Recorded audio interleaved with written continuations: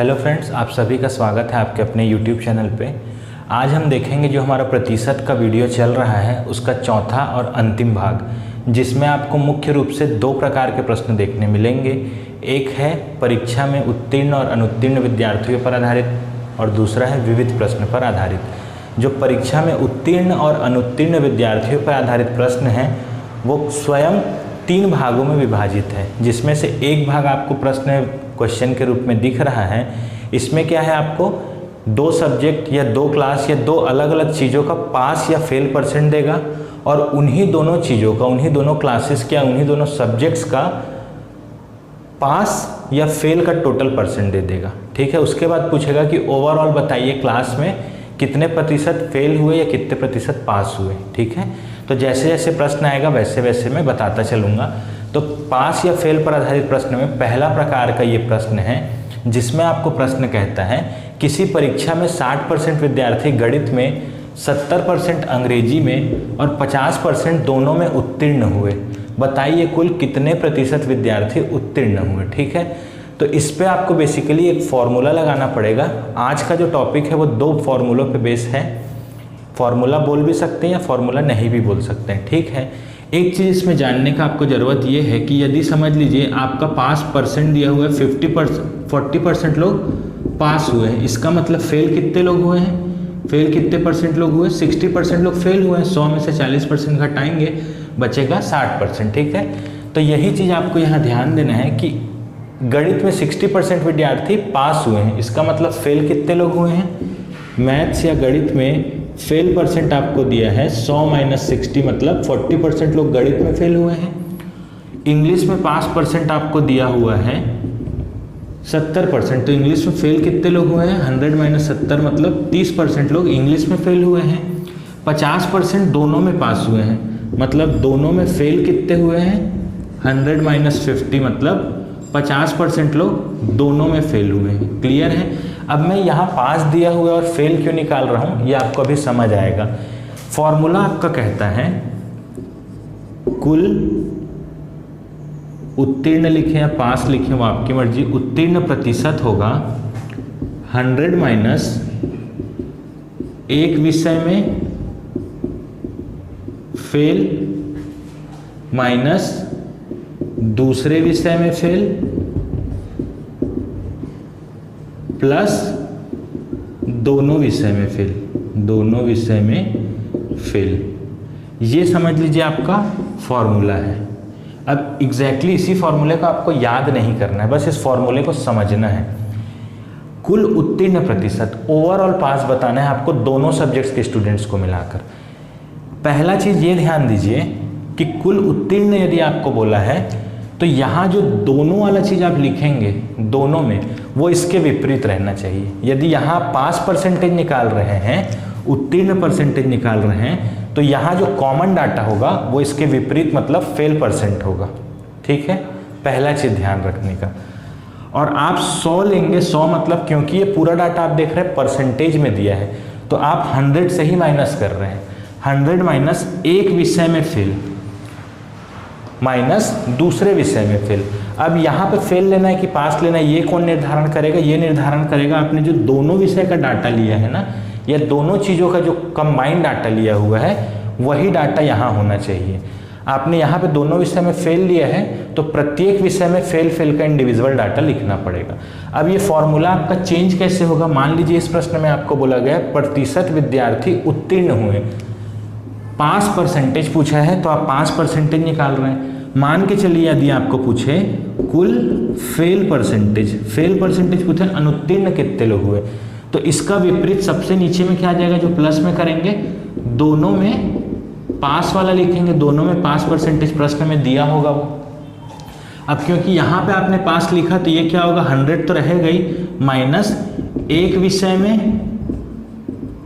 पास minus दूसरे विषय में पास प्लस दोनों विषय में पास। ठीक है, यही चीज़ आपको ध्यान रखना है। आप जो यहाँ निकाल रहे हैं उसका उल्टा वाला यहाँ लिखेंगे और जो यहाँ लिख रहे हैं वही इंडिविजुअल यहाँ लिखेंगे, या फिर सिंपल शब्दों में कहें तो यहाँ आप जो निकाल रहे हैं उसका विपरीत वाला आप तीनों में लिखेंगे। यहाँ आप पास निकाल रहे हैं तो यहाँ तीनों में फेल होना चाहिए, यहाँ आप फेल निकाल रहे हैं तो यहाँ तीनों में पास होना चाहिए। क्लियर है? ऐसे क्वेश्चन ज़्यादातर आपको टीचर्स एलिजिबिलिटी टेस्ट जो होता है उसमें दिखेंगे और व्यापम की परीक्षाओं में दिखेंगे। पीएससी से इससे थोड़े कम प्रश्न आते हैं, लेकिन व्यापम के परीक्षाओं में खूब प्रश्न आते हैं। तो चलिए, अब फॉर्मूला तो आप समझ गए हैं, इसको सॉल्व करने का कोशिश करते हैं।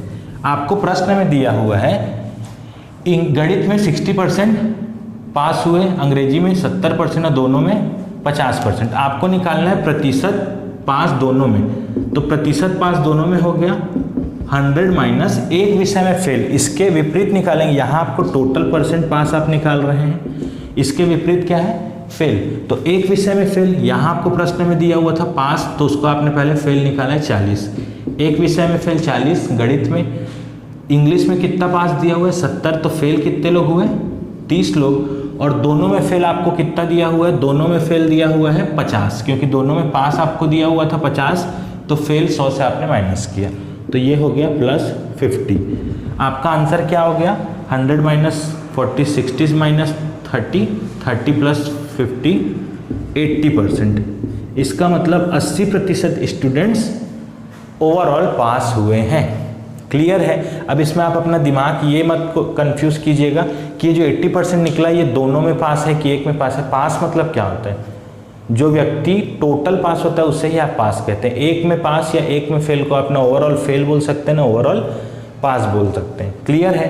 एक प्रश्न और देखते हैं। प्रश्न आपसे कहता है एक परीक्षा में हिंदी में 40%, संस्कृत में 25% और दोनों विषयों में 20% विद्यार्थी अनुत्तीर्ण हुए। बताइए कुल कितने प्रतिशत विद्यार्थी उत्तीर्ण हुए? तो देखिए, इस प्रश्न में सबसे पहले देख लीजिए, आपको पूछा गया कुल कितने प्रतिशत विद्यार्थी क्या है? उत्तीर्ण पूछा गया है ना? कुल कितने प्रतिशत विद्यार्थी उत्तीर्ण हुए, मतलब पास हुए, ये आपसे पूछा गया है। तो आप इसका फॉर्मूला बना लीजिए। पास परसेंटेज क्या होगा? इसके विपरीत, मतलब यहाँ पे 100 माइनस पहले में फेल निकालेंगे, मतलब हिंदी में फेल, माइनस इसको हिंदी का H लिख देता हूँ, संस्कृत में फेल ये निकालना पड़ेगा, प्लस दोनों में फेल, दोनों में फेल निकालना पड़ेगा। ठीक है? अब आप देख रहे हैं कि आपको पहले लाइन में क्या दिया है? अनुत्तीर्ण का ही डाटा दिया गया है। कितना कितना है? हिंदी में हुआ है 40% फेल, संस्कृत में हुए हैं 25% फेल और दोनों में हुए हैं 20% फेल। तो ये आपका पास परसेंटेज निकल गया 100 माइनस 40 60, 60 माइनस 25 35, 35 प्लस 20, 55% लोग पास हुए हैं। क्लियर है? 55% लोग पास हुए हैं। ओके, एक प्रश्न और इस टॉपिक से देखते हैं, फिर अगला प्रकार देखेंगे। प्रश्न आपसे कहता है किसी परीक्षा में गणित में 60% लड़के तथा विज्ञान में 65% लड़के उत्तीर्ण हुए हैं, जबकि दोनों विषयों में कुल 30% लड़के अनुत्तीर्ण हुए हैं। ठीक है? फेल का परसेंटेज दिया है 30 और ये पास का परसेंटेज दिया हुआ है मैथ्स और साइंस में, गणित और विज्ञान में।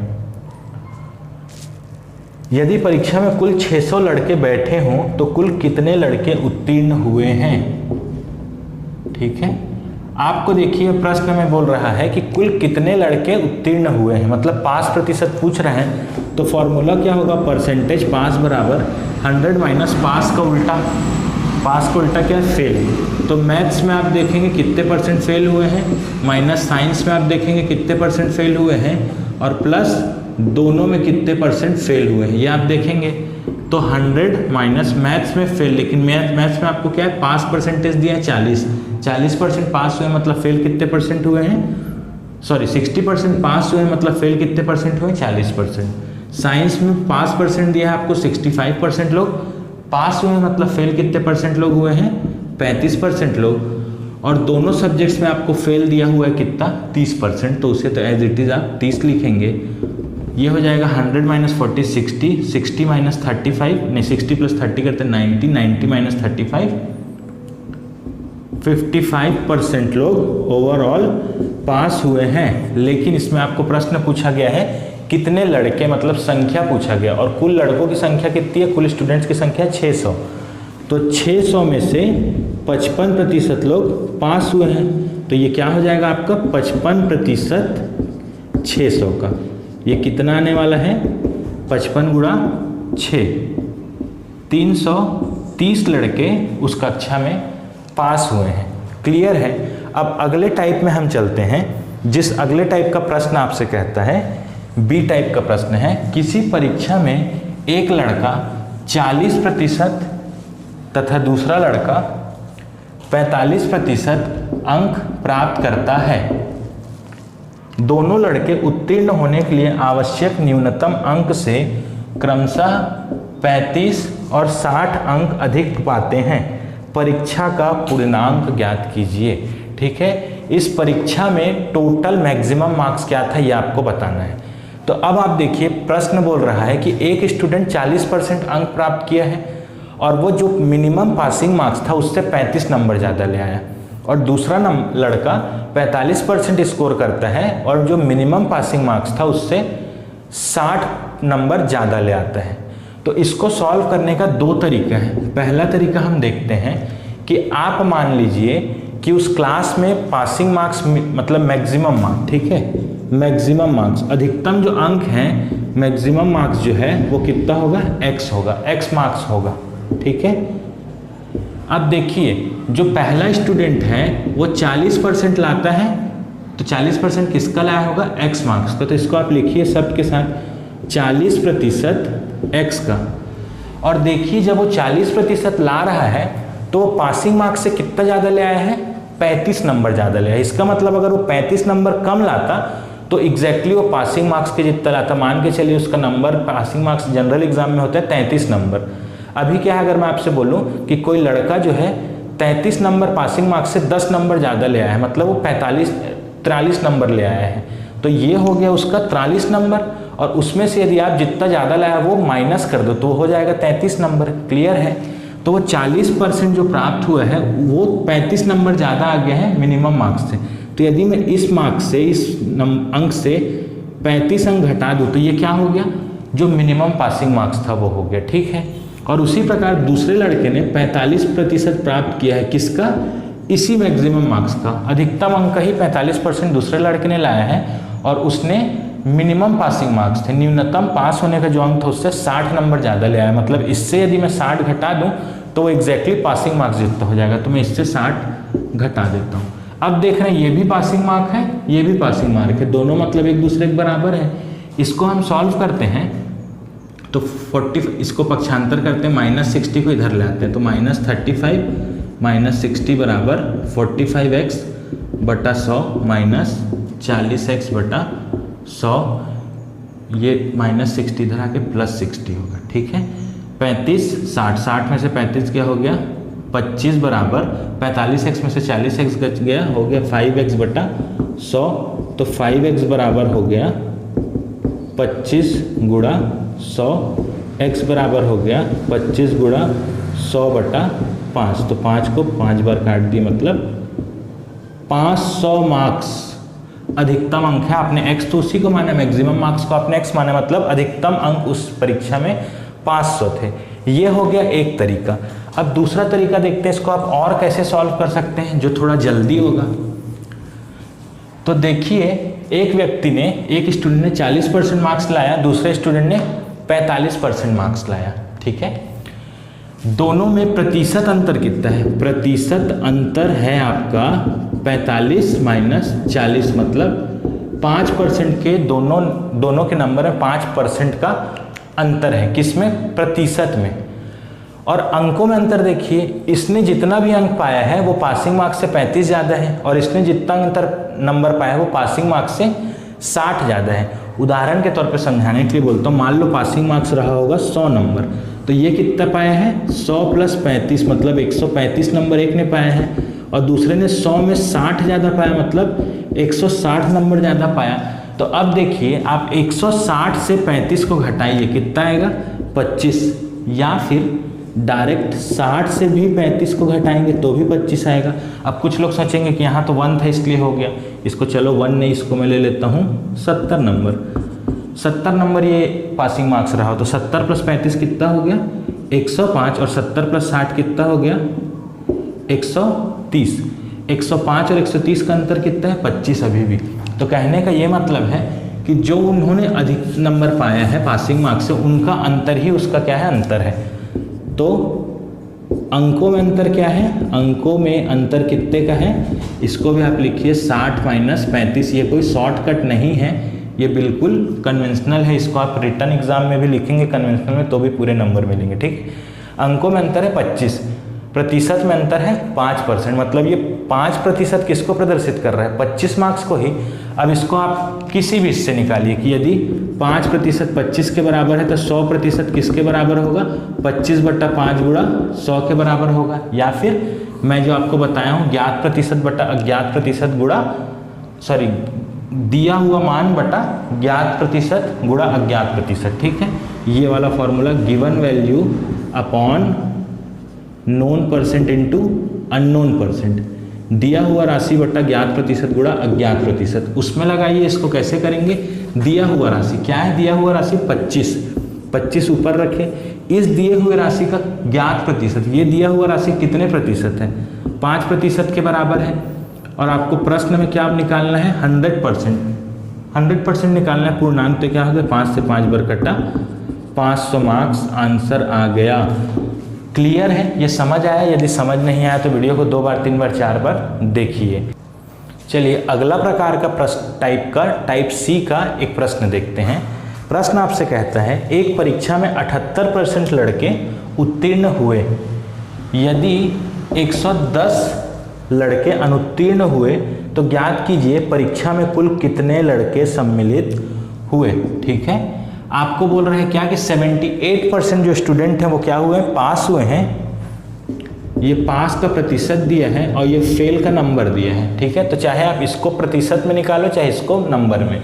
तो देखिए पास हुए हैं 78% लोग, तो फेल कितने लोग हुए होंगे 100 - 78 मतलब 22% लोग फेल हुए होंगे।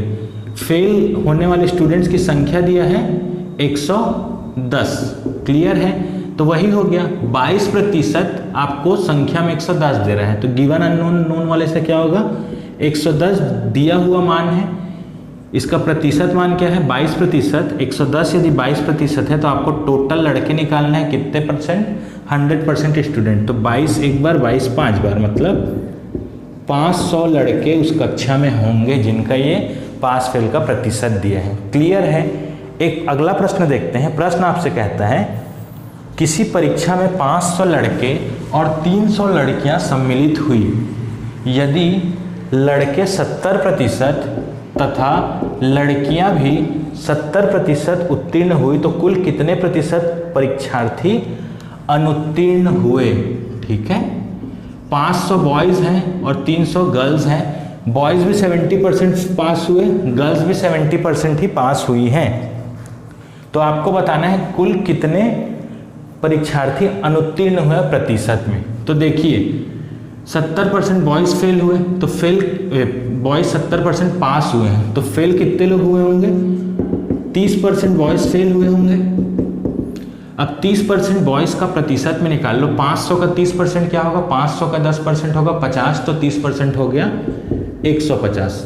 ठीक है, 10 गुणा 3 30, 50 गुणा 3 150। ठीक है, और फेल अगर हम गर्ल्स का देखें तो गर्ल्स कितनी परसेंट फेल हुए वो भी 30% फेल हुई हैं। संख्या में देखें तो 300 का 10% क्या होगा 30% क्या होगा 30 गुणा 3 मतलब 90 लड़कियां फेल हुई हैं। टोटल कितने फेल हुए दोनों को ऐड करेंगे तो क्या हो गया 240 स्टूडेंट्स फेल हुए हैं।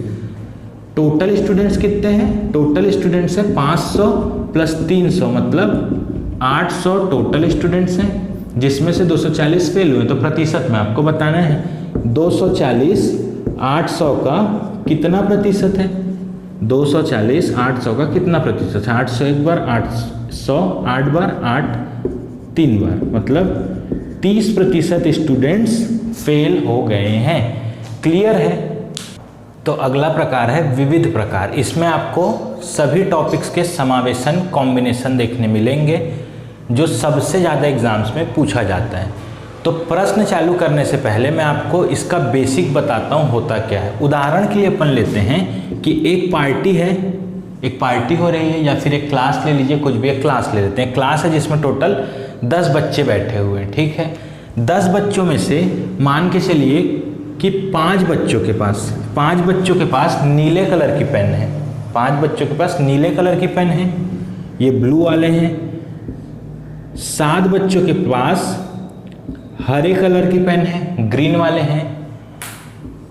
3 बच्चे ऐसे होंगे जिनके पास ब्लू पेन भी है और ग्रीन पेन भी है, ठीक है। अब देखिए, जिस 5 बच्चों के पास ब्लू पेन है, इन 5 बच्चों में से ही कोई एक बच्चा, 2 बच्चा या 3 बच्चे ऐसे होंगे जिसके पास ब्लू के साथ साथ हरा रंग का भी पेन है, तो उसका संख्या हमने अलग से लिखा है। लेकिन क्या ये इसमें इंक्लूड है? हाँ, बिल्कुल इंक्लूड है। मान के चलिए राम नाम का एक स्टूडेंट होगा जिसके पास ब्लू पेन भी है, ग्रीन पेन भी है। तो यदि क्लास में टीचर ने सामने कहा कि ऐसे बच्चे हाथ उठाएं जिनके पास नीली स्याही का पेन है, ब्लू पेन है, तो राम हाथ उठाएगा, बिल्कुल हाथ उठाएगा। तो वो टीचर अपने डायरी में नोट कर लेगा कि राम के पास ब्लू पेन है, वो इस संख्या में समाहित हो गया। फिर अगले बार टीचर बोलता है कि ऐसे बच्चे हाथ उठाए जिनके पास ग्रीन पेन है, तो राम ने फिर से हाथ उठा दिया क्योंकि उसने झूठ तो नहीं बोला, उसके पास ग्रीन पेन भी है। तो राम का नाम इसमें भी आ गया, इस लिस्ट में भी कि ग्रीन पेन भी है। फिर टीचर ने कहा ऐसे बच्चे हाथ उठाएं जिनके पास दोनों रंगों की पेन है, तो राम फिर झूठ नहीं बोल रहा है, बेचारे ने फिर से हाथ उठा दिया। और इस बार इसका नाम इस वाले में भी लिस्ट में आ गया, तो राम का नाम इसमें भी आ गया, राम का नाम इसमें भी आ गया, राम का नाम इसमें भी आ गया। क्लियर है? अब टीचर ने पूछा ऐसे बच्चे हाथ उठा दो जिनके पास कोई भी पेन नहीं है, ठीक है। तो ऐसे बच्चे भी होंगे जो लोग घर से ऐसे ही घूमने चले आए होंगे क्लास में, जिनके पास कोई पेन नहीं होगी, तब क्या होगा? उनकी संख्या क्या होगी? मान के चलिए अब यहीं पे आपका प्रश्न ऐसे ही पूछता है, ठीक है। ये गोला मैंने गलत कर दिया है, ये गोला इस पे, ठीक है, ठीक। तो ये हो गया आपका एक, मान के चलते हैं एक बच्चा ऐसा है जिसके पास कोई पेन नहीं है। अब इसको हम सॉल्व करके देखते हैं कि टोटल बच्चे तो 10 ही हैं। 5 के पास ब्लू, 7 के पास ग्रीन, 3 के पास ब्लू ग्रीन दोनों, और एक ऐसा है जिसने कोई पेन नहीं लाया। तो यही आपका फॉर्मूला बनेगा टोटल नंबर ऑफ स्टूडेंट्स, ठीक है, टोटल नंबर ऑफ स्टूडेंट्स। अब ये तुम एग्जाम्पल में टोटल नंबर ऑफ स्टूडेंट्स है, हो सकता है प्रश्न में आपको ऐसे पूछा, जैसे ये प्रश्न है, एक पार्टी में कुछ लोग चाय पी रहे हैं, कुछ लोग शराब पी रहे हैं, कुछ लोग पानी पी रहे हैं, कुछ लोग कॉफ़ी पी रहे हैं। या पूछे एक मार्केट में कुछ लोगों ने जीन्स पहना है, कुछ लोगों ने स्कर्ट पहना है, कुछ लोगों ने कैप पहना है, कुछ लोगों ने दोनों पहना है, ऐसा जो भी पूछ सकता है। तो ये क्या होगा? Total number of students. Total number of students आपका फॉर्मूला बनेगा पहला चीज करने वाला, एक प्रकार का चीज करने वाला। अब इसको फॉर्मूले के तौर पे ना लिख करके मैं यहाँ पे डायरेक्ट इसके फॉर्म में लिखता हूँ, उसको फॉर्मुलेशन कर लीजिएगा, ठीक है। एक काम करने वाला मतलब यहाँ क्या हो गया?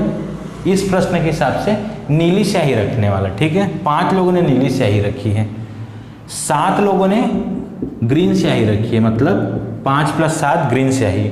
3 लोगों ने दोनों रंग की स्याही रखी है, तो क्योंकि ये 3 लोग इसमें भी समाहित थे, ये 3 लोग इसमें भी समाहित थे, इसीलिए उनकी संख्या को मैं माइनस कर देता हूँ, ठीक है। और ऐसे बच्चे जो लोग पेन रखे ही नहीं है लेकिन उनकी संख्या में तो गिनती होनी जरूरी है, तो उनको आप कर दीजिए +1। अब आप देखिए 5 + 7 12, 12 में से 3 गया 9, 9 में 1 10, आ गया आपका आंसर 10, और 10 स्टूडेंट थे ही। अब प्रश्न में क्या करेगा? इस चीज को गायब कर देगा, ये नहीं देगा, ये चारों देगा, या हो सकता है ये भी दे दे, ये तीनों दे दे, इसको गायब कर दे, या इसको दे दे, इसको दे दे, इसको दे दे, किसी एक को गायब कर दे। तो इसी के हिसाब से चलेगा फॉर्मूला। ये चीज यदि आपको समझ आया तो आपको कोई फॉर्मूले की अब जरूरत नहीं पड़ेगी। टोटल संख्या निकालनी है, एक प्रकार का वस्तु मतलब एक प्रकार का चीज, दूसरे प्रकार का चीज, दोनों को जोड़िए, जो दोनों के पास होगा उस प्रकार की चीज उससे घटाइए, और जो ऐसा व्यक्ति जिसके पास कुछ ना होगा उसको फिर से जोड़ दीजिए। क्लियर है? तो चलिए चालू करते हैं प्रश्न को। प्रश्न आपसे कहता है एक पार्टी में 68% लोग कॉफी, 62% लोग चाय, जबकि 25% लोगों ने कोई पेय नहीं पिया। यदि कॉफी और टी दोनों पीने वालों की संख्या 550 हो तो पार्टी में कुल कितने लोगों ने भाग लिया। क्लियर है? प्रश्न यही है? हाँ, प्रश्न यही, ठीक है। तो अब आप एक चीज देखिए, मैंने जो आपको अभी उदाहरण दिया वो क्या है, संख्या में था।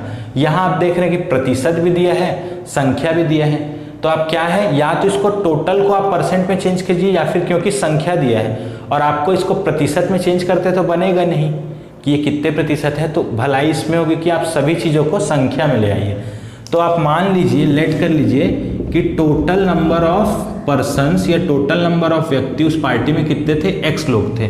अब उसमें से 68% लोगों ने कॉफ़ी पिया है, तो 68% किसका, एक्स का, जो कॉफ़ी पीने वालों की संख्या हो गई। 62% लोगों ने चाय पिया है, तो 62% एक्स का जिसने चाय पिया है। 25% लोगों ने कोई चीज़ नहीं पी है, ठीक है, मतलब ये वही व्यक्ति है जिन्होंने कोई पेन नहीं लाया था, ये वही स्टूडेंट है। तो कितना, 25% स्टूडेंट्स ने कुछ भी नहीं पिया। क्लियर? यदि कॉफ़ी और चाय दोनों पीने वालों की संख्या 550 हो, 550 ऐसे लोगों भी है जो लोग दोनों पी गए, लाओ भाई दोनों चल जाएगा, ठीक है। तो एक प्रकार की चीज़ करने वाले और दूसरे प्रकार की चीज़ करने वाले आप दोनों को जोड़ेंगे। ऐसे व्यक्ति जो दोनों कर रहे थे, मतलब उनका नाम इन दोनों लिस्ट में आ गया है, उसको घटाएंगे। और ऐसे व्यक्ति जिन्होंने कुछ नहीं किया, क्योंकि उनको व्यक्तियों की संख्या में तो आपको सम्मिलित करना ही है, तो उसको आप फिर जोड़ेंगे। नीला पेन, हरा पेन, दोनों पेन, कोई पेन नहीं। क्लियर?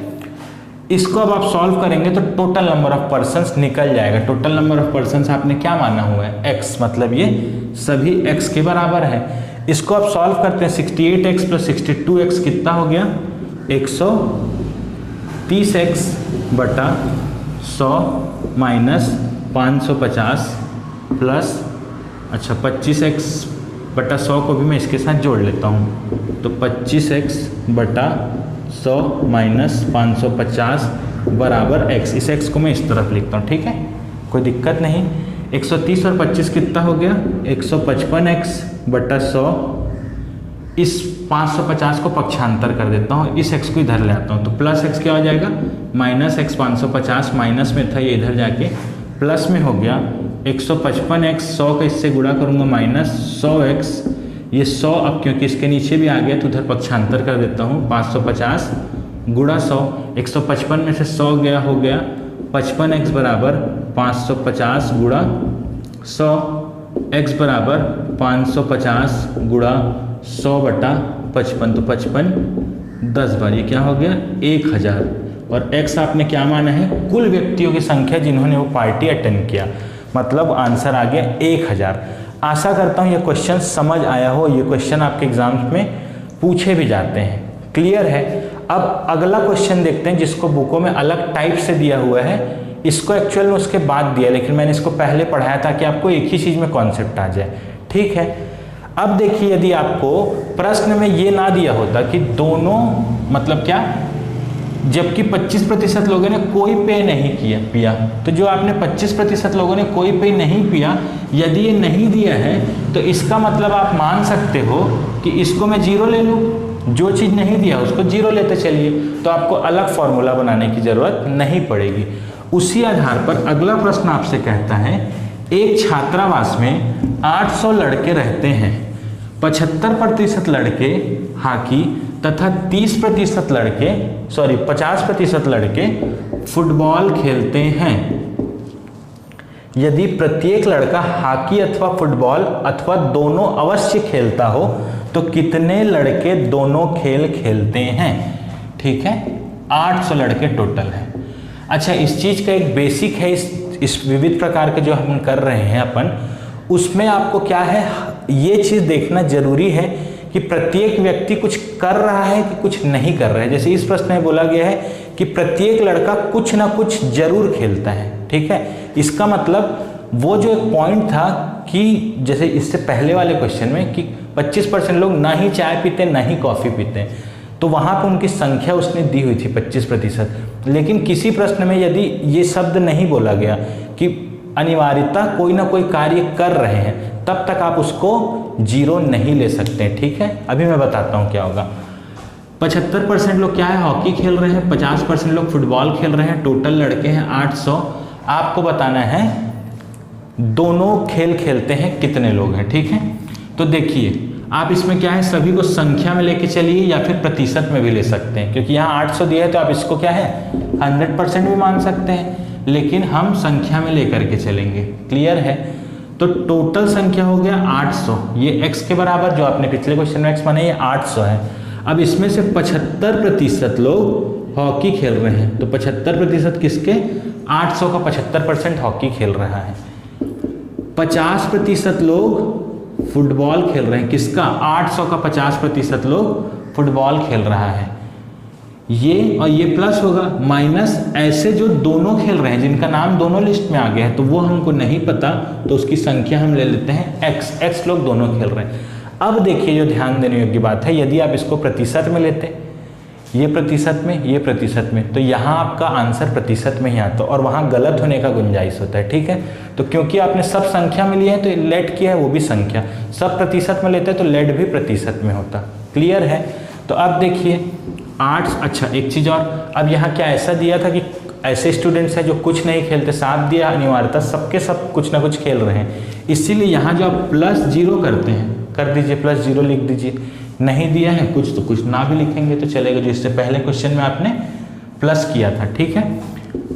800 का 75% मतलब क्या हो गया 600, 800 का 50% मतलब 400 माइनस x, 600 400 क्या हो गया 1000, 800 बराबर 1000 माइनस x पक्षांतर करेंगे 800 उधर जाएगा, 1000 माइनस 800 मतलब 200। तो ये देखिए आपका आंसर बहुत ही आसानी से आ गया। 200 ऐसे स्टूडेंट्स हैं जो दोनों खेल खेलते हैं। क्लियर है। इसको चलिए अब हम प्रतिशत से भी करके देख ही लेते हैं। कैसे प्रतिशत से देख लेते हैं, आपको दिया हुआ है 800 है तो इसको आप 100% मानेंगे।